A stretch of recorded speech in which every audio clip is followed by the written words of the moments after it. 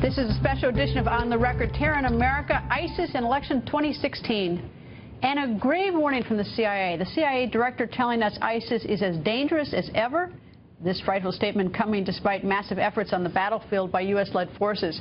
Here's CIA Director Brennan with his chilling words. Unfortunately, despite all our progress against ISIL on the battlefield and in the financial realm, our efforts have not reduced the group's terrorism capability and global reach. Moreover, the group's foreign branches and global networks can help preserve its capacity for terrorism regardless of events in Iraq and Syria. In fact, as the pressure mounts on ISIL, we judge that it will intensify its global terror campaign to maintain its dominance of the global terrorism agenda. Fox News Chief Intelligence Correspondent Herridge is here. Catherine, that's the CIA director. 2 days earlier, the president said ISIS is on the defense.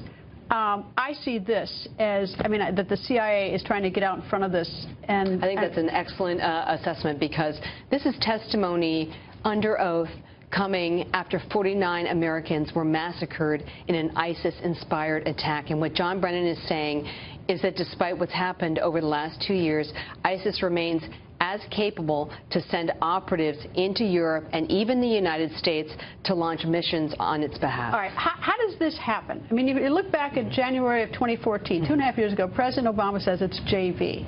And now today we hear from the president's on defense, or the other day, and then we have the CIA director say that it's our efforts have not reduced the group's terrorism capability and global reach. Is the CIA saying that we have failed?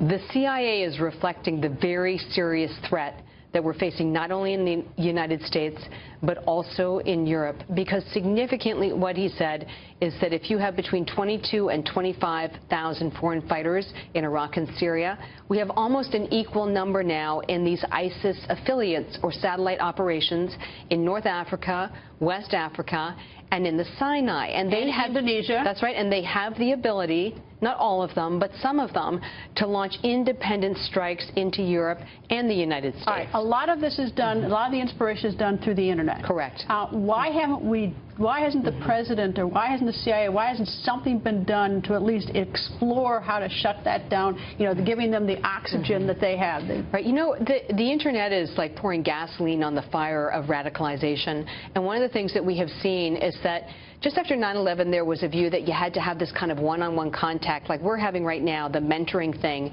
to get over that threshold to violence. But what we've seen in the last 5 years is that social media has created this almost virtual jihad, or virtual mentoring that gets people over that threshold. But that's no secret. I mean, it's fine that everybody talks about it. What is anybody doing about it? I mean, is the CIA frustrated with why isn't somebody doing something about that? There's so much discussion about what our message should be.